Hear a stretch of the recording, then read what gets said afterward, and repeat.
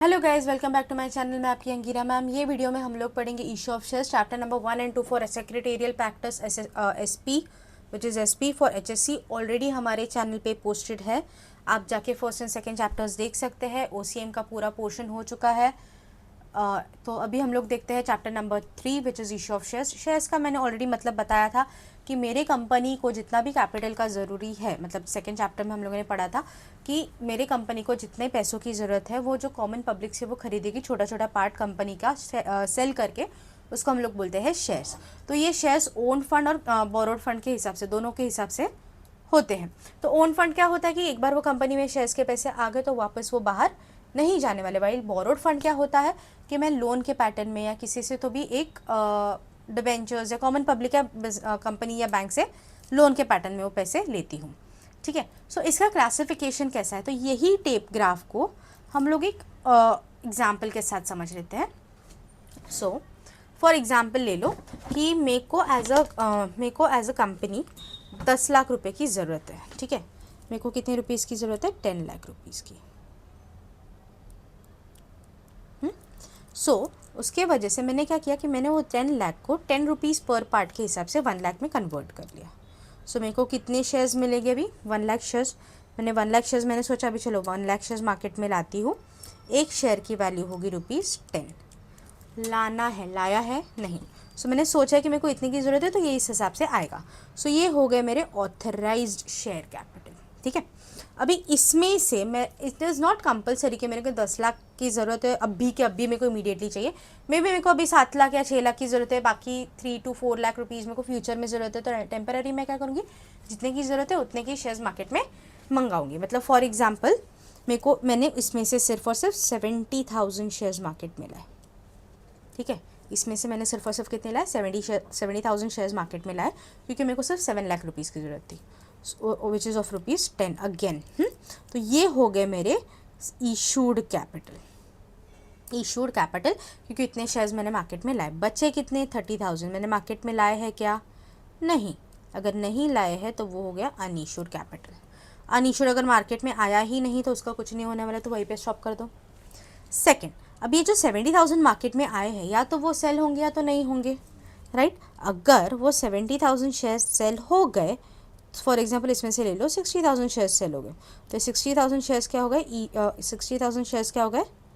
Subscribed capital. और जो 10,000 shares cell नहीं हुए वो हो गए अनसब्सक्राइब कैपिटल। इसमें under subscribe and over subscribe concept भी है, आगे हम लोग पढ़ेंगे। तो ये जो 60,000 शेयर्स हम लोगों ने मार्केट में सेल आउट हुए ना, तो अभी सेल हुए तो पैसा तो चाहिए ना, सिर्फ सेल करके चलेगा नहीं तो उनके पैसे भी आएंगे। तो या तो मैं 10 रुपये का वो एक शेयर है तो 10 का 10 रुपये मंगाऊंगी, या फिर फ़िलहाल मेरे को 3 रुपीज़ का पैसा की ज़रूरत 3 रुपीज़ पैसे की ज़रूरत है तो मैं उतना ही मंगाऊंगी। ठीक है। मैं क्या कर रही हूँ कि मैं ये जो 10 रुपीज़ है, मैंने बोला इसमें से फ़िलहाल मेरे को 3 रुपीज़ दे दो, 5 रुपीज़ मैं आपसे फ्यूचर में ले लूँगी, और बच्चे जो 2 रुपीज़ है मेरे को बहुत ज़रूरत पड़ेगी कंपनी को तभी मैं आपसे मांग लूँगी, राइट। मेरा जो 3 रुपीज़ जो है, वो मेरा क्या हो गया? सब्सक्राइब। जो 3 रुपीज़ मैंने मंगाया वो था मेरा कॉल्ड अप कैपिटल। ठीक है, जो 3 रुपीज़ जो था वो क्या हुआ? मेरा कॉल्ड अप कैपिटल हो गया। जो 5 रुपीज़ मैं फ्यूचर में मंगाऊंगी वो क्या होगा? Uncalled capital. और जो 2 रुपीज़ जो मैं रिजर्व बाजू में रख रही हूँ, इमरजेंसी के टाइम मंगाऊंगी, वो हो गया मेरा रिजर्व्स। ठीक है। फर्स्ट क्या था? ऑथराइज कैपिटल था। ऑथराइज कैपिटल में हम लोगों ने क्या देखा कि जहाँ पे मेरे को पैसों की ज़रूरत है पर फिलहाल पूरे की नहीं है, जितने ज़रूरत है उतने मंगाऊंगी, जितने नहीं है उतने नहीं मंगाऊंगी। जितने मंगाए दैट इज़ कॉल्ड अप, नहीं मंगाए वो कॉल्ड इशूड, और जो नहीं मंगाए वो अनइशूड।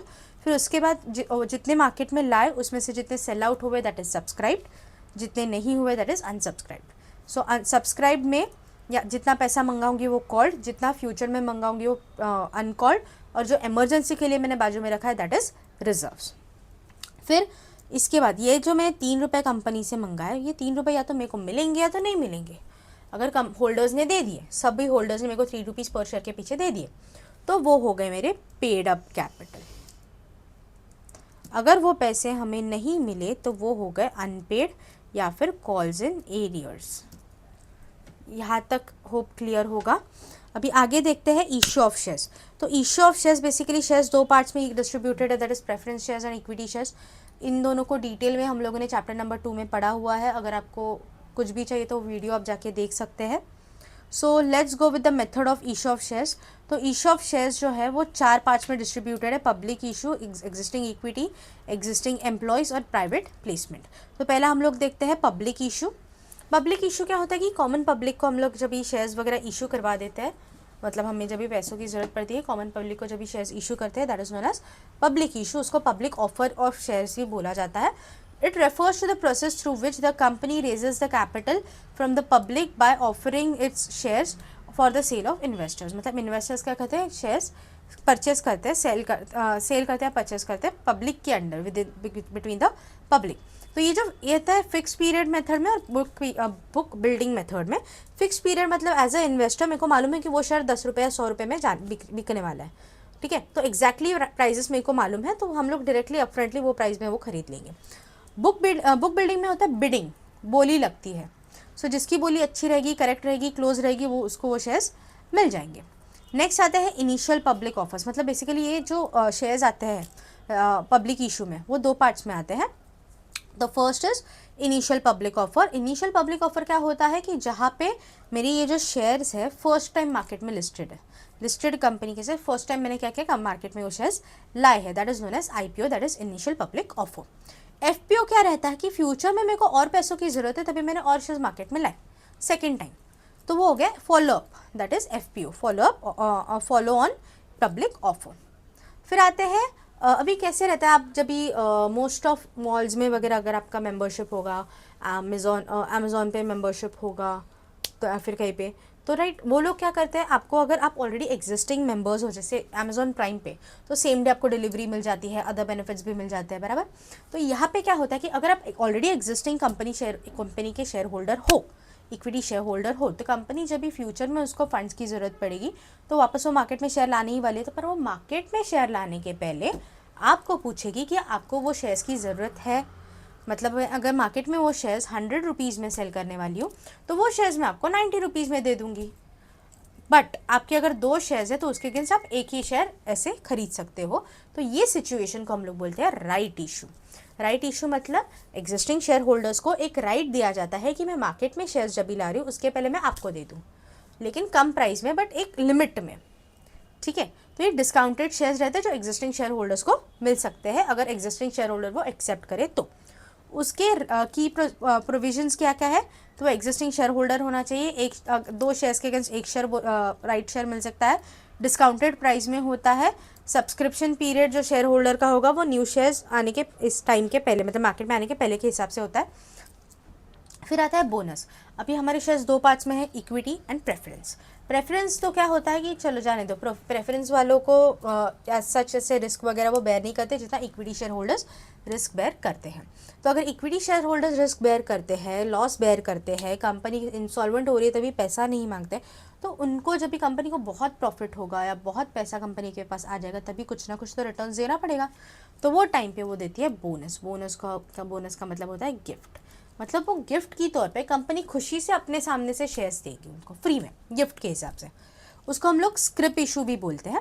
सो उसको क्या, वो जो यूजुअली उसको क्या बोलते हैं, रिजर्व्स और एक्यूमुलेटेड प्रॉफिट्स। मतलब मेरे पास जो रिजर्व बचा है, एक्यूमुलेटेड प्रॉफिट है, रिटेन प्रॉफिट्स है, तो उसमें का जो पार्ट है उसको बोनस में कन्वर्ट करके उनको दिया जाता है। मतलब मेरे पास अगर 5 शेयर है तो उसके अगेंस्ट 1 शेयर गिफ्ट में दूंगी। ऐसे कुछ नहीं कि 5 के अगेंस्ट 1 ही होता है, 1:1 भी होता है, 1 के अगेंस्ट 1 भी होता है, डिपेंड करता है कंपनी का और डिसीजंस के ऊपर। ये फ्री ऑफ कॉस्ट रहता है, कोई भी उसमें पैसा नहीं लगता है, गिफ्टेड है। फिर प्रपोर्शन एज पर कंपनी डिसीजन होता है। सोर्सेस, रिजर्व्स, रिटेन प्रॉफिट्स वगैरह होंगे उसमें से आता है। अभी थर्ड देखते हैं एम्प्लॉयज़ को। एम्प्लॉयज़ को भी कंपनी शेयर्स देती है पर वो 4 पार्ट्स में डिस्ट्रीब्यूटेड है। तो पहला है ESOS, that is employ stock option scheme. Employ stock option scheme क्या होता है कि basically scheme that allows the employees to purchase the company shares in the pre determined price. मतलब पहले जो डिटरमाइंड प्राइस है, प्री डिटरमाइंड प्राइस है, वो प्राइस में आप वो शेयर्स खरीद सकते हो। कौन खरीद सकता है, लेकिन एम्प्लॉयज़ ही खरीद सकते हैं। सो ये हो गया ESOS।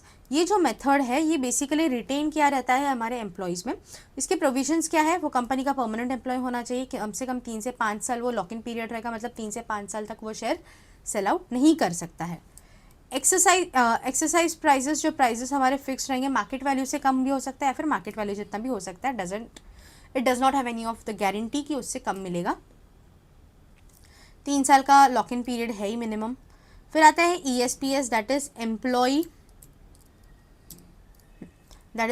Employ stock purchase scheme.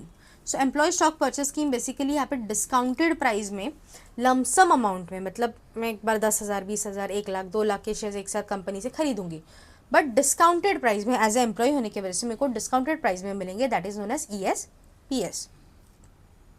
तो ये जो ESPS है ये जो है यहाँ पे डिस्काउंट में मिलता है 10 to 20%, मतलब 100 रुपीज़ का शेयर है तो या तो 90 में मिलेगा या तो 80 में मिलेगा, ठीक है। इसकी एलिजिबिलिटी क्या है, तो इसकी एलिजिबिलिटी एक स्पेसिफिक मिनिमम रिक्वायरमेंट्स के बेसिस पे डिपेंड करता है। इसका जो पेमेंट है हमारे सैलरी में से कट हो जाएगा एनुअली या फिर क्वार्टरली के बेसिस पे। फिर इसका जो lock in period as such life time रहता है, ये कभी कंपनी से जब तक आप एम्प्लॉय हो या फिर नॉर्मली आप एज ए एम्प्लॉय वो सेल आउट कर ही नहीं सकते। फिर आता है SARS, that is stock appreciation rights. तो स्टॉक अप्रिसिएशन राइट बेसिकली क्या होता है कि जहाँ पे एक specified period without having the actual own purchase shares, मतलब मैंने कुछ तो अच्छा काम किया या फिर मैं कंपनी के हायर पोस्ट पे हूँ, तो वो टाइम पे कंपनी सामने से मेरे नाम पे वो शेयर्स करती है, that is known as SARS। इसकी एलिजिबिलिटी आप एक तो सीनियर मैनेजमेंट टीम में होने चाहिए या फिर एम्प्लॉयज़ होने चाहिए। उसके अप्रिसिएशन रहता है या तो कैश में appreciation, but receive employ do not buy but receive in cash, मतलब उनको परचेस नहीं करते, उनको अपने उनके अकाउंट में उनके नाम पे वो शेयर्स हो जाते हैं। No ownership, employees don't share unless the shares are exercise और कन्वर्टेड इनटू शेयर्स। जब तक वो शेयर्स में कन्वर्ट नहीं होते हैं वो बेनिफिट्स, तब तक एज अ ओनरशिप कुछ भी उनको राइट्स नहीं मिलने वाला है।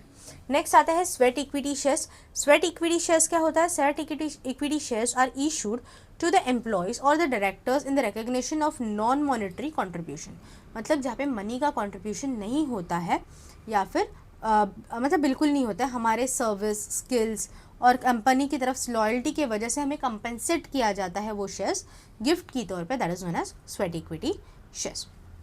इसकी एलिजिबिलिटीज़ क्या क्या है, तो ये जो शेयर्स होते हैं वो बेसिकली कंसल्टेंट के हिसाब से या गिफ्ट के हिसाब से इनोवेशंस और अलग अलग आइडियाज़ की वजह से मिलता है।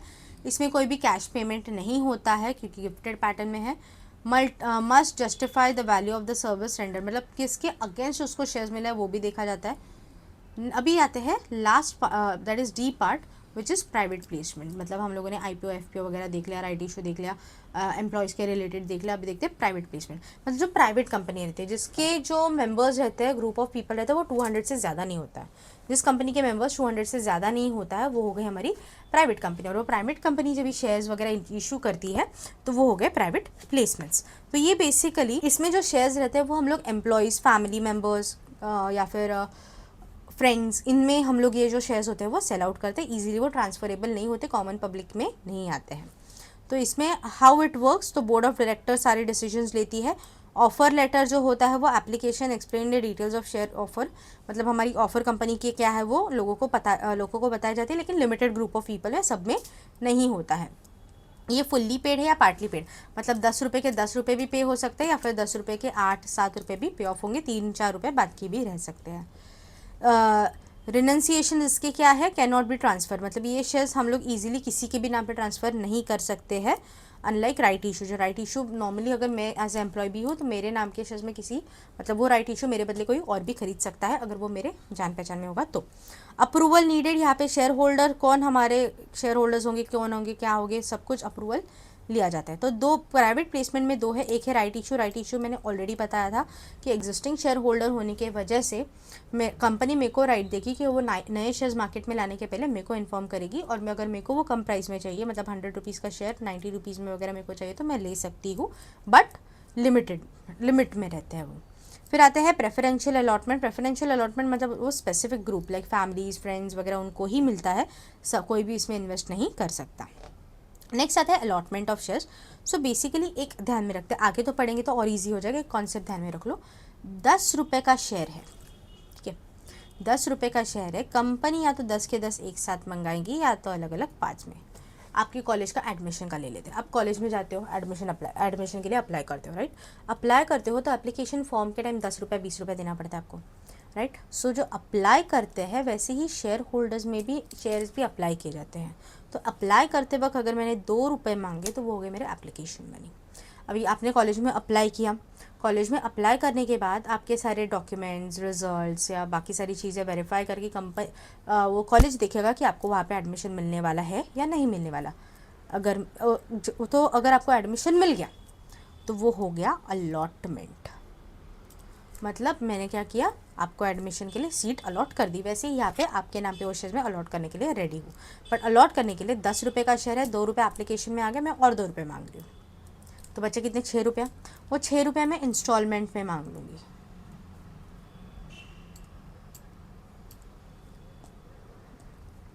वो जो ₹6 मैं इंस्टॉलमेंट में मांग लूँगी, ठीक है। तो ये जो इंस्टॉलमेंट होती है, या तो first call, second call, third call, depend करता है, एक दो कॉल से रहते हैं, 2-3 कॉल्स अप्रॉक्सीमेटली होते हैं, तो वो इंस्टॉलमेंट में मांगे जाते हैं। तो यहाँ पे वही है, अलॉटमेंट मतलब क्या, आपने वो शेयर्स को अप्लाई किया और बाद में वो अप्रूव हो गया, आपके नाम पे अलॉट हो गया, that is known as allotment of shares, simple. अभी उसका हाउ इट वर्क्स, तो देखो एप्लीकेशन पहले दिया, मतलब मेरे को वो शेयर्स आपके शेयर्स खरीदने हैं, आपकी कंपनी के शेयर्स खरीदने हैं, सब्सक्राइब करने हैं, इसका मैंने एप्लीकेशन दे दिया। उसके बाद बोर्ड ऑफ डायरेक्टर्स ने मीटिंग रखा कि उनको शेयर्स देना है नहीं देना है, वहाँ पे अभी अप्रूव हो गया कि आपके नाम पे शेयर्स आ गए। फिर उसके बाद वो आपको वो पावर्स दे जाएंगे, आपके नाम पे वो शेयर्स अलॉट हो जाएंगे, सिंपल। तो अभी आता है डीमटेरियलाइजेशन ऑफ शेयर्स। अभी क्या होता है, पहले ना सर्टिफिकेट्स होते थे, जैसे हम लगा रहा बर्थ सर्टिफिकेट हो गया, कॉलेज के ट्वेल्थ के सर्टिफिकेट्स हो गए, 10th के सर्टिफिकेट्स हो गए, वैसे ही जो हमारे शेयर्स हैं उसको भी फिजिकली एक सर्टिफिकेट होता था। बट अभी after some period of time अभी इट इज़ कंपलसरी कि आपके जितने भी फिजिकल शेयर्स हैं उसको हम लोगों को इलेक्ट्रॉनिक में कन्वर्ट कर दिया गया है। तो जो भी इलेक्ट्रॉनिक में कन्वर्ट हो जाता है that is known as dematerialized shares. तो company making public offer of over 10 crore, मतलब इसमें पब्लिक ऑफर कितना, 10 करोड़ के ऊपर है। Unlisted public companies issuing the new share starting from the September 2018, मतलब इसमें पब्लिक कंपनीज जो अनलिस्टेड है, मतलब सेबी के अंडर जो लिस्टेड नहीं है, वो कंपनी सितंबर 10 2018 से वो काम करी है डीमैट करने का। अदर कंपनीज भी इसमें है, बहुत सारे जो लीगल है और रजिस्टर्ड है या मतलब सब्सक्राइब्ड लिस्टेड है या अनलिस्टेड भी हो सकते हैं। अभी आता है फ्लेक्सिबिलिटी ऑफ अदर कंपनीज, मतलब अदर कंपनीज में भी फिजिकल फॉर्म हो या डीमटेरियलाइज मतलब इलेक्ट्रॉनिक फॉर्म हो, मतलब फिजिकल को आप इलेक्ट्रॉनिक में कभी भी कन्वर्ट कर सकते हो। बट अभी तो कंपलसरी हो गया है, तो किसी का भी फिजिकल शेयर होगा तो वो उसका बहुत बड़ा प्रोसीजर है कि उसका आपको इलेक्ट्रॉनिक फॉर्म में कन्वर्ट करना है, अगर आपने टाइम पे कन्वर्ट नहीं किया होगा तो। सो अभी आते हैं provisions and the conditions of the allotment of shares. Allotment तो मैंने ऑलरेडी बता दिया कि वो आप अप्लाई करोगे, अगर कंपनी ने अप्रूव किया तो आपके नाम पे वो शेयर्स अलॉट हो जाएंगे। तो वो जब अलॉट होंगे तो वो टाइम पे उसके जो कंपनी क्या क्या करती है, तो पहले कंप्लायंस ऑफ लॉ, मतलब लीगली कंपनीज एक्ट 2013 के हिसाब से आपके नाम पे वो शेयर्स अलॉट करेगी।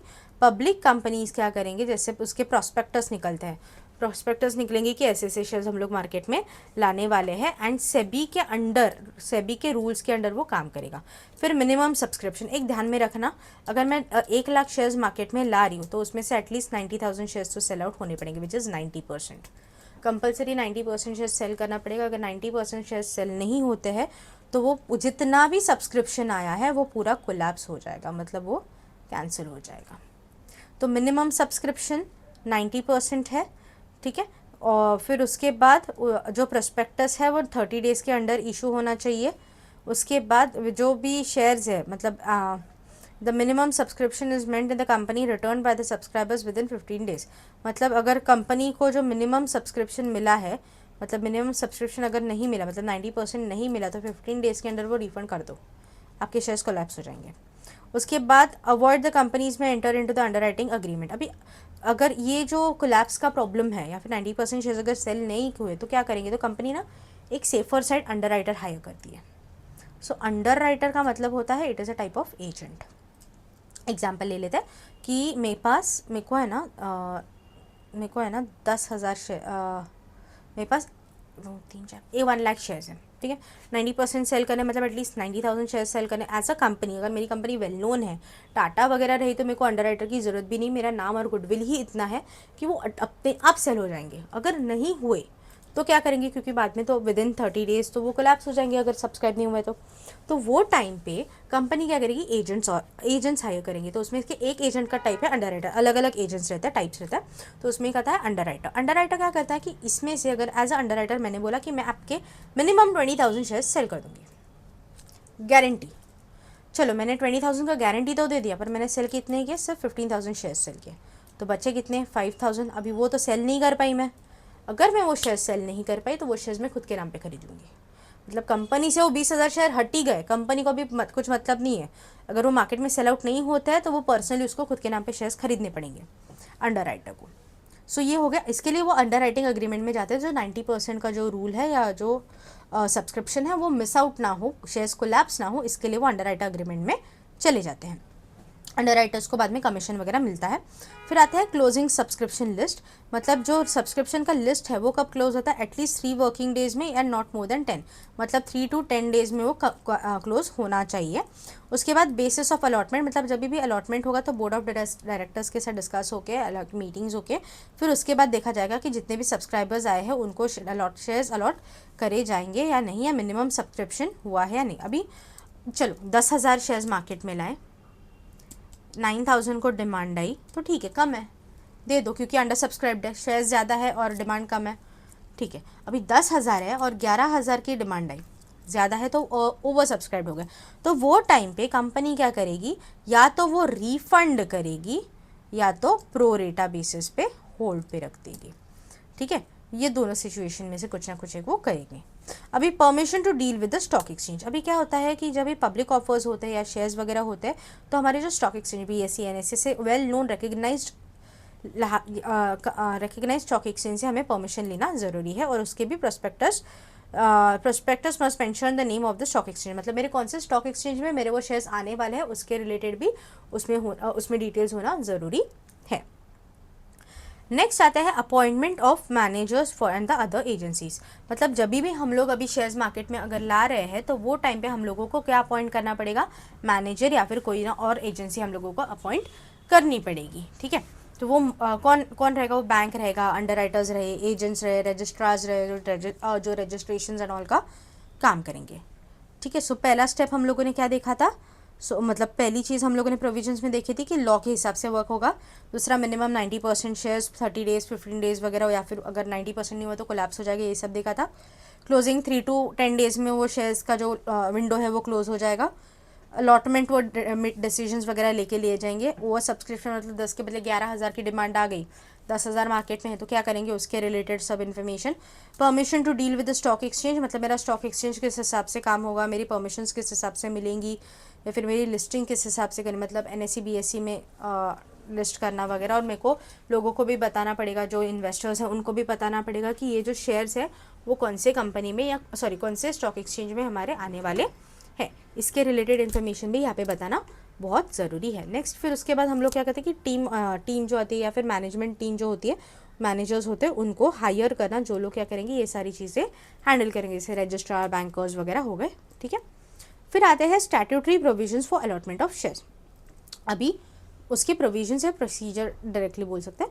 तो पहला है रजिस्ट्रेशन ऑफ प्रोस्पेक्टस, पहले प्रोस्पेक्टस बनाना है, ऊपर भी थोड़ा देखा था, वही सिमिलर चीज़ें हैं तो बार बार रिपीट नहीं करती हूँ। प्रोस्पेक्टस बनाया जाएगा, ठीक है, और वो प्रोस्पेक्टस बनाने के बाद अप्लाई किया जाएगा। मैंने बोला था देखो 10 रुपये का शेयर है, 2 रुपये अप्लाई, फिर 2 रुपये अलॉटमेंट, 6 रुपये और बाकी इंस्टॉलमेंट। तो एप्लीकेशन मनी मेरे को रिसीव होगा। एप्लीकेशन मनी मिनिमम 5%, जो 10 रुपये का शेयर है तो उसका मिनिमम 5%, दैट इज़ 1.5 रुपीज़, ठीक है, 0.5 रुपीज़ तो उसका मिनिमम आना ही चाहिए एज़ पर द सेबी। सो फिर सेबी क्या करती है, मैंडेट करती है कि पब्लिक को at least 25% of nominal share value भी पे ऑफ करना पड़ेगा एप्लीकेशन पे, टाइम पे। 25% भी हो सकता है अगर पब्लिक कंपनी है तो। Application deposited by the companies is designated bank, मतलब जो बैंक में हमारा अकाउंट वगैरह होगा शेयर्स के रिलेटेड, वहाँ पे वो पैसा आना चाहिए। अभी आता है general principles of allotment of shares, मतलब उसके जनरल प्रिंसिपल्स क्या है कि कहाँ पे मैं ये शेयर्स अलॉट कर सकती हो। तो पहला है प्रॉपर, ये सब आता है कंपनीज एक्ट 2013 के हिसाब से। सो फर्स्ट पॉइंट है प्रॉपर अथॉरिटी। प्रॉपर अथॉरिटी कौन है कि बोर्ड ऑफ डायरेक्टर्स, अलॉट क्या या फिर अलॉटमेंट कमेटी जो है वो हम लोगों ने डिसाइड किया, वो लोग ये सारे डिसीजंस लेती है। Allotment must be against the application, मतलब जितना एप्लीकेशन आया होगा उनके नाम पे ही वो शेयर्स अलॉट होता है, बाकी लोगों पे नहीं। अगर ओवर हुआ होगा तो रिफंड या प्रोरेटा में चला जाएगा, बट अंडर हुआ तो जितने के एप्लीकेशन है सबको वो शेयर्स अलॉट किए जाएंगे। तो अलॉटमेंट कितने टाइम में होने चाहिए, मतलब जब भी शेयर्स मार्केट में आए, मार्केट में आपने अप्लाई किया, तो with in how many period of time आपके नाम पे वो शेयर्स अलॉट होनी चाहिए, that is the period is 60 days. ठीक है, 60 डेज में, विद इन 60 डेज वो एप्लीकेशन मनी जो हमें रिसीव हुआ है उसके 60 डेज के अंदर, मतलब आज मेरे को रिसीव है तो आज से आगे 60 डेज के अंदर मेरे को मेरे नाम पे वो शेयर्स अलॉट होना ज़रूरी है। और अलॉटमेंट प्रोसेस जो स्टार्ट होती है as early as 5 days after the prospectus is issued, मतलब प्रोस्पेक्टस जब भी आता है उसके 5 दिन के अंदर उसकी प्रोसेसिंग स्टार्ट होना कंपलसरी है। फिर आते हैं एब्सोल्यूट एंड अनकंडीशनल अलॉटमेंट। मतलब एब्सोल्यूट एंड अनकंडीशनल अलॉटमेंट मतलब क्या, जो हमारे अलॉटमेंट है उसके प्रोस्पेक्टस है या फिर उसके क्या क्या कंडीशंस है। तो टर्म्स क्या है, the shares must be allotted exactly as described as the prospectus and application form, मतलब मेरा जो prospectus और application form है उस हिसाब से properly describe होना चाहिए। No change or a new condition can be added after the allotment, मतलब कोई भी changes या कोई भी नए conditions उसमें add नहीं होंगे। एक बार अगर मैंने prospectus निकाल दिया, अभी उसमें मैं कुछ change नहीं करने वाली। फिर आता है communication of the allotment. Allotment कैसे कम्युनिकेट होगा, तो इन्फॉर्मिंग द एप्लीकेशन, मतलब मेरा लेटर ऑफ अलॉटमेंट देना, अप्लाई करने के बाद अलॉटमेंट किसको किसको मिले, कितने नंबर ऑफ शेयर्स अलॉट हो गए, फिर किसको हो गए, ये सारे डिटेल्स इसमें आएंगे। Allotment must not be violated by any law, मतलब एक बार अलॉट हुए, हाँ 90% के नीचे हुए तो ऑटोमेटिकली कोलैप्स हो जाएंगे, अगर उसके ऊपर हुए तो लीगली वो फिर वायलेशंस में नहीं जाता है।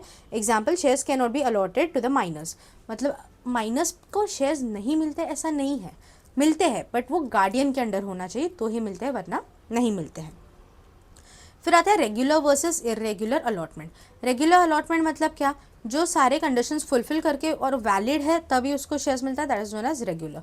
इरेगुलर मतलब क्या, such as allotting without the proper application, मतलब प्रॉपर एप्लीकेशन किया नहीं है और फिर भी गलती से उनको शेयर्स अलॉट हो गए तो वो ऑटोमेटिकली इनवैलिड में चला जाता है।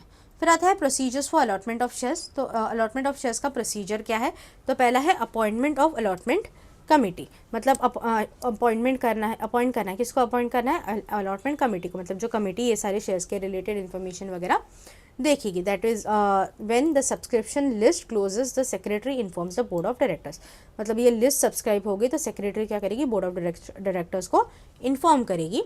उसके बाद if the issue is over subscribe, the allotment committee is appointed to decide how to allot the shares, मतलब अगर ओवर सब्सक्राइब हो गया, 10,000 शेयर्स मैंने मार्केट में लाया था पर मेरे को डिमांड 11,000 का आ गया, तो एक्स्ट्रा शेयर्स का हम लोग क्या कर सकते हैं, या तो रिफंड करो या प्रोरेटा करो, तो वो क्या कर सकते हैं वो देखा जाएगा, उसके रिलेटेड सारे डिस्कशंस इसमें किए जाते हैं। फिर आता है board meeting to approve the allotment formula, मतलब ये अलॉटमेंट किस हिसाब से होगा वो सब्सक्राइब का, तो ये सारी चीज़ें ना मीटिंग में डिसाइड होती है, जो बोर्ड मीटिंग होती है, तो ये board meeting and SEBI stock exchange सब लोग इसको अप्रूव करते हैं। फिर आता है पास द बोर्ड रेजोल्यूशन, मतलब जो भी मीटिंग में हो उस हिसाब से जो भी अप्रूवल रहेगा वो बता दिया जाएगा लोगों को, और अगर उनको शेयर्स मिल रहे हैं तो आपको शेयर्स मिल रहे हैं इसके लेटर्स जाएंगे, अगर नहीं मिल रहे तो रिग्रेट लेटर, सॉरी लेटर चला जाएगा। फिर आता है कलेक्ट द अलॉटमेंट मनी, मतलब इसका अलॉटमेंट मनी हम लोगों को क्या करना है, कलेक्ट करना है। सो अलॉटमेंट मनी कैसे कलेक्ट होगा, tells the applicants how much to pay for allotted shares, मतलब एप्लीकेंट्स को हम लोग बताएंगे कि हमको कितना पे करना है शेयर्स अलॉट करना है, मतलब 10 रुपये का शेयर है तो 2 रुपये एप्लीकेशन में आ गया तो 3 रुपये और दे दूँ, तो ये सारी चीज़ें हमारी एक पर्टिकुलर कंपनी का जो बैंक हम लोगों ने बैंक डिसाइड किया होगा वो बैंक में वो पैसा आ जाएगा। फिर आता है रिनंसिएशंस में क्या आता है, applicants can transfer their allotted shares to someone else by submitting the renunciation form, मतलब भाई मैंने तो अप्लाई कर दिया पर मेरे को नहीं चाहिए तो मेरे को किसी और को देना है, तो मैं उसके नाम पे वो ट्रांसफ़र कर सकती हूँ रिनंसिएशन फॉर्म फिलअप करके। फिर आता है splitting of the shares. Company क्या करती है, कभी कभी शेयर्स है ना मल्टीपल नेम्स में आ जाते हैं, मतलब मेरे नाम पे भी है, मतलब क्या किया कि मेरे पास है ना 20,000 है, एक और एक बंदा उसके पास 10,000 है और एक बंदा उसके पास 20,000 है, टोटल 50-60,000 है। तो हम लोगों ने क्या किया, सारे के सारे पैसे मर्ज कर दिए और हम लोगों ने बोला इंडिविजुअली लेने से अच्छा हम सारों के नाम पे एक साथ एक शेयर्स कर दो, मतलब एक ही शेयर 2 या 3 नाम पे होता है, that is known as split और allotment of letters, that is split of their allotment there is a multiple name in a one share certificate, मतलब एक सर्टिफिकेट पे एक से ज़्यादा नाम होते हैं। फिर file the returns for the allotment, the secretary must file the returns of the allotment by the registered companies in 30 days. The document includes the details of the allotment such as the name and the allottees and the amount paid.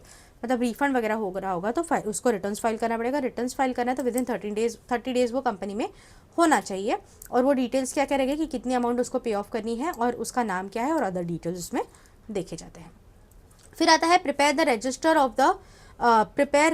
Of the members for issue of certificate, मतलब अगर एक बार allot हो गया तो उनके details सारे हमारे पास registered हो गए, तो ये secretary adds the name to those who paid the registered members, मतलब जो मेंबर्स फिक्स हो उनका डिटेल्स अभी पोस्ट होगा, मतलब रजिस्टर होगा या फिर ऐड किए जाएंगे कंपनी के डिटेल्स में। शेयर सर्टिफिकेट भी उनके नाम पे विद इन 2 मंथ्स आ जाएंगे और वो डीमैट फॉर्म में भी हो सकते हैं। तो शेयर सर्टिफिकेट क्या होता है, मैंने पहले बोला था कि it is a type of certificate जो हम लोगों को मिलता है अगर हम लोगों कंपनी के शेयर होल्डर बनते हैं, तो जैसे हमारा बर्थ सर्टिफिकेट वगैरह रहता है वैसे ही। तो इसमें एक आता है prima facie evidence, that is valid proof. ये क्या है, वैलिड प्रूफ है कि हाँ ये शेयर्स मेरे नाम पे है, जैसे कि तुम लोगों का जो आधार कार्ड एक प्रूफ रहता है वैसे ही एक प्रूफ रहता है। In case of dispute regarding the members the share certificate is considered as evidence, not the entries of a registered members, मतलब ये एक एविडेंस के नाम पे भी वर्क कर सकता है। इसके फीचर्स क्या, it is a legal proof, legally use किया जाता है। इशूड अंडर कॉमन सील, मतलब कंपनी के नाम के अंडर वो जो कंपनी का नाम है उसके सील के अंडर वो शेयर सर्टिफिकेट होता है। Signed by the authorise officer 2 directors and company secretary वो सर्टिफिकेट साइन करते हैं तो ही वो वैलिड होता है, वरना इट इज़ इनवैलिड। इशू क्या रहता है, अलॉटीज और ट्रांसफरीज के नाम पे, मतलब जो शेयर होल्डर्स है या शेयर होल्डर्स ने जिनके नाम पे ट्रांसफ़र किए उसके नाम पे वो रहेंगे। कवर्स पार्टली और फुल्ली पेड शेयर्स, मतलब 10 का 10 रुपया या फिर 10 का 9 या 8 रुपया मैंने पे ऑफ करके वो शेयर सर्टिफिकेट लिया हुआ है, मतलब बाकी फ्यूचर में पे ऑफ कर दूंगी। फिर आता है कंटेंट्स क्या क्या है, तो फॉर्म SH1 के हिसाब से कंपनीज रूल 2014 के हिसाब से क्या कहना चाहिए, कंपनी का नाम, जो शेयर सर्टिफिकेट होता है ना उसके ऊपर कंपनी के नाम और कंपनी का address, distinctive number, folio number, number of shares, name of the holder, फिर नीचे सेक्रेटरी की सिग्नेचर, सील, स्टैम्प, ये सारी चीज़ें इसमें आती हैं। ठीक है, देखो फोलियो नंबर क्या होता है, it is a type of roll number. Certificate number मतलब वो सर्टिफिकेट जो आपको 10th स्टैंडर्ड के या 12th स्टैंडर्ड के जो रिजल्ट्स मिलते हैं उस पर एक सर्टिफिकेट नंबर रहता है, वैसे ही इसमें भी एक सर्टिफिकेट नंबर होता है जो शेयर होल्डर का नेम है। उसके बाद कौन से टाइप का, इक्विटी है, प्रेफरेंस है, रिडीमेबल प्रेफरेंस है, इरिडीमेबल है, कन्वर्टेबल है, नॉन कन्वर्टेबल है, क्या है वो उसका नाम और proper share number of shares वगैरह रहता है। अमाउंट पेड और कितना अमाउंट हम लोगों ने पे किया है, फुल्ली पार्टली, वो सारी चीज़ें, कंपनी का सील और डायरेक्टर के सिग्नेचर्स वगैरह इसमें आएंगे। डुप्लीकेट शेयर सर्टिफिकेट क्या होता है कि कभी कभी क्या होता है कि मेरे पास ऑलरेडी फिजिकल में था पर अभी वो घूम गया तो डुप्लीकेट अप्लाई करना पड़ेगा, तो वो डुप्लीकेट को जब भी हम लोग अप्लाई करते हैं उसको बोलते हैं duplicate share certificate.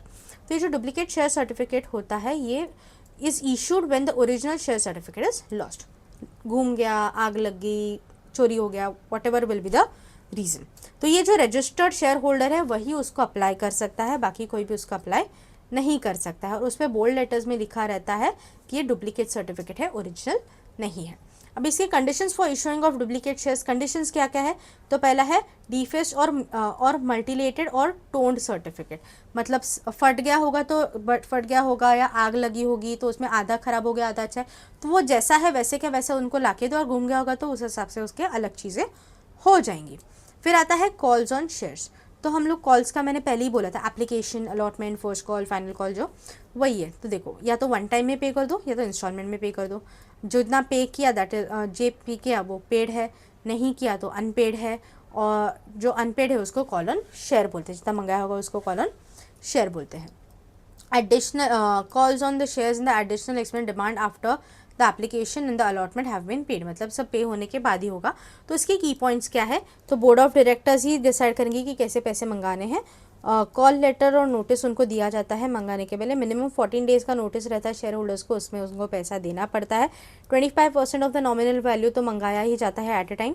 25 minimum 1 month gap रहता है बिटवीन 2 कॉल्स, मतलब अगर मैंने अभी 10 रुपये में से 2 रुपये मांगा तो 1 महीने तक मैं दूसरा पैसा नहीं मांग सकती, after a month I can ask them कि आप और पैसा भेजो।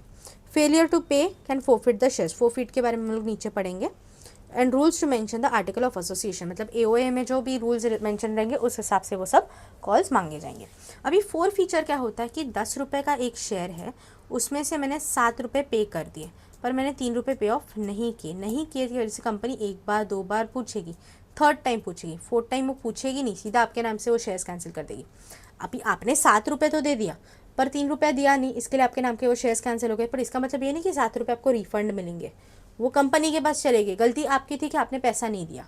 सो वो होता है 4 फीचर ऑफ शेयर्स, आपके नाम से शेयर्स हटा दिया और आपके पैसे भी आपको रिफंड नहीं मिले। जो 7 रुपये थे जो आपके जो कैंसिल हो गए शेयर्स, और जो 7 रुपये कंपनी के पास ऑलरेडी थे, तो वो हो गए हमारे 4 फीचर ऑफ शेयर्स। तो ये जो शेयर होल्डर्स है जो पैसा फेल हो जाते हैं पे करने के लिए, वो उसको फोरफीटेड बोलते हैं। पार्टली पेड अप शेयर्स जो रहते हैं, मतलब 7 रुपीज़ पे ऑफ किया होगा तो 7 रुपीज़ मेरा फोरफिट हो गया। ये सब एओए में ऑलरेडी डिस्क्राइब किया जाता है। उसकी प्रोसीजर क्या है कि शेयर होल्डर को नोटिस दिया जाता है 14 डेज टू पे of the balance amount with the interest, मतलब जो भी अमाउंट है वो पे ऑफ करना है विद द इंटरेस्ट। उसके बाद फाइनल डिसीजन दिया जाता है बोर्ड ऑफ डायरेक्टर्स को टू अप्रूव द 4 फीचर। उसके बाद उनको रिमूवल ऑफ मेंबरशिप, मतलब फिर भी उन्होंने नहीं सुना, लेटर वगैरह देके भी नहीं सुना, तो उनको मेंबर्स एज अ मेंबर निकाल दिया जाता है। अभी सपोज मेरे पास 1000 शेयर्स है, मैंने 1000 शेयर्स का 7000 रुपीज़ पे ऑफ कर दिया, 3000 रुपीज़ बाकी है। ये जो 3000 मैंने पे नहीं किया तो कैंसिल हो गया, मेरे नाम के कैंसिल होने के बाद तो कंपनी चुप नहीं बैठेगी, वो शेयर्स वापस मार्केट में लाएगी और कई उससे कम वैल्यू में वो सेल आउट करेगी, that is known as reissue of shares. फिर होते हैं रीइशू किया तो ऑब्वियसली पुराने नाम से कैंसिल हो गया, तो वो कैंसिलेशन फिर रीइशू हो जाएगा। फिर आते हैं इफेक्ट क्या है, तो पहला है लॉस ऑफ मेंबरशिप, ऑब्वियसली पे नहीं किया तो कैंसिल हो जाएगा, तो लॉस हो गया। अनपेड कॉल्स है, कॉल्स ही पे नहीं किया, इसके वजह से वो कैंसिल हो गया, रीइशू हो गया। लाइबिलिटी हो गई, liquidate the 1 year, liquidates within the 1 year of forfeit, मतलब कंपनी को क्या करना पड़ेगा, जो भी इसका पैसा है लिक्विडेशन को वो 1 ईयर में क्लियर आउट करना पड़ेगा। फिर आता है surrender of shares. Surrender of shares क्या होता है कि कंपनी ने ना कुछ चलो स्प्लिट शेयर्स ला लिए या फिर कुछ चीज़ें कन्वर्ट कर दी, तो इसकी वजह से नया सर्टिफिकेट मिलेगा, तो पुराना सर्टिफिकेट ऑटोमेटिकली कैंसिल होता है। मतलब कंपनी क्या कहती है कि मैंने 1 लाख शेयर्स लाए at the rate of ₹10 each, ठीक है, मतलब मेरे कितने शेयर्स हो, 1 लाख शेयर्स हो, 1 रुपये 10 रुपये के हिसाब से, उसको मैंने स्प्लिट कर दिया, मतलब 10 रुपये के बदले में 1 रुपये का एक शेयर करी और मैंने 10 लाख शेयर्स लिए, मतलब मैंने कन्वर्ट कर दिए। तो ये कन्वर्ट करने के बाद ऑटोमेटिकली जो 10 रुपये की वैल्यू के हिसाब से जो शेयर्स थे वो कैंसिल हो जाएंगे, तो वो कैंसिल हो गए, तो वो कंपनी को जब तक मैं सरेंडर नहीं करूँगी तब तक मेरे को 1 रुपये के हिसाब से वो स्प्लिट शेयर्स नहीं मिलने वाले हैं। तो वो टाइम पे मेरे को क्या करना पड़ेगा, कंपनी को सरेंडर करना पड़ेगा, क्योंकि वो शेयर्स अभी कैंसल्ड है, ठीक है। तो उसको ऑल्टरनेटिव ऑप्शन रहता है कि अगर वो पे ऑफ नहीं हो तो ऑल्सो वो फोरफिट हो सकते हैं, या फिर partly paid up shares can be surrender, मतलब उसको पार्टली पेड या फुली पेड शेयर रहेंगे वो सरेंडर हो जाएंगे। ये सारी चीज़ें एओए में होती हैं। नेक्स्ट आता है transfer of shares. Transfer of shares मतलब मैं मेरे नाम के शेयर्स किसी और के नाम पर ट्रांसफ़र कर रही हूँ खुशी से, मतलब सेल करके या समथिंग लाइक दैट, ठीक है। मैं क्या कर रही हूँ, मार्केट में वो सेल आउट कर रही हूँ। अभी उसमें क्या होता है, कंसिडरेशन रहता है, या तो सेल होगा या तो गिफ्टेड रहेगा। ट्रांसफरर और ट्रांसफरी 2 लोग रहते हैं, ट्रांसफरर मतलब जो सेल कर रहा है, ट्रांसफरर मतलब जो रिसीव कर रहा है।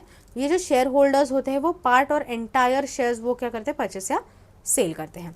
ट्रांसफ़र जो कम्प्लीटली कब होता है, व्हेन वो रजिस्टर्ड मेंबर के हिसाब से ही होगा। ट्रांसफ़र के प्रोसीजर क्या है, तो पहला होगा ट्रांसफ़र का फॉर्म भरना पड़ेगा, उसके बाद डॉक्यूमेंट्स और सर्टिफिकेट सबमिट करने पड़ेंगे, उसके बाद वेरिफिकेशन होगा, फिर वो ट्रांसफ़र दूसरे नाम पे हो जाएगा, वेरिफिकेशन क्लियर आउट हुआ तो। और उसमें स्टैंप लगेगा, फिजिकल सर्टिफिकेट होगा तो स्टैंप ड्यूटी पे करना पड़ेगा, और डीमैट मतलब ऑनलाइन रहा तो स्टैंप ड्यूटी पे करने की ज़रूरत नहीं है। रिफ्यूज़ल रजिस्टर्ड अगर ट्रांसफ़र करना रिफ्यूज़ क्यों हो सकता है, तो एओए प्रोविजंस नॉट फॉलोड, मतलब जो रूल्स है वो फॉलो नहीं हुए हैं जो एओए पे ऑलरेडी है। Instruments that transfers are incorrect, मतलब जो डॉक्यूमेंट्स है वो इनकरेक्ट है। Share certificate is not attach, share certificate दिया ही नहीं है, मिसिंग है, तो सेल आउट ही नहीं होंगे। कंपनी हैज़ लीन शेयर्स, मतलब लीगल शेयर्स नहीं है, किसी ने ऑलरेडी उसको उसका अनपेड ड्यूज़ है या कुछ तो ऑलरेडी क्लेम नहीं हुआ या क्लेम किया है पता नहीं है। फिर आते हैं appeal against refusal. The board refuses to register the transfer notice for the refusal send to the members within 30 days, मतलब 30 डेज़ के अंदर ही उसको रिफ्यूज़ करना है, अप्रूव करना है, वो दिखा जाएगा। Members can appeal to National Company Law Tribunal within 60 days by the private and 90 days to the public. मतलब अगर कुछ भी होगा तो वो NCLT को क्या करेंगे, मेंबर्स को अपील कर सकते हैं। अगर प्राइवेट कंपनी रहे तो 60 days का टाइम लिमिट रहता है और पब्लिक रही तो 90 days का टाइम लिमिट रहता है। फिर आते हैं स्पेशल टाइप्स ऑफ ट्रांसफर्स। मतलब स्पेशल टाइप्स पे स्पेसिफिक रीजन की वजह से भी ट्रांसफर होते हैं। पहला आता है ब्लैंक। ब्लैंक मतलब when the members sign the instrument to transfer without filing the transferee name. मतलब मैं ट्रांसफर कर रही हूँ पर किसके नाम पे कर रही हूँ मालूम नहीं है। वो new transferee can fill their name by themselves, मतलब खुद से वो ट्रांसफर कर सकते। इसके एडवांटेजेस क्या है, रीसोल्ड हो सकते हैं, कितनी बार भी हम लोग सेल करो मैटर नहीं करता है, स्टैम्प ड्यूटी उस पर चार्ज नहीं होने वाला है, और शेयर होल्डर्स को उसके राइट्स भी एंजॉय करने मिलने वाले हैं। फिर आता है फोर्ज ट्रांसफर। फोर्ज ट्रांसफर मतलब क्या, signature of a transferor is fake.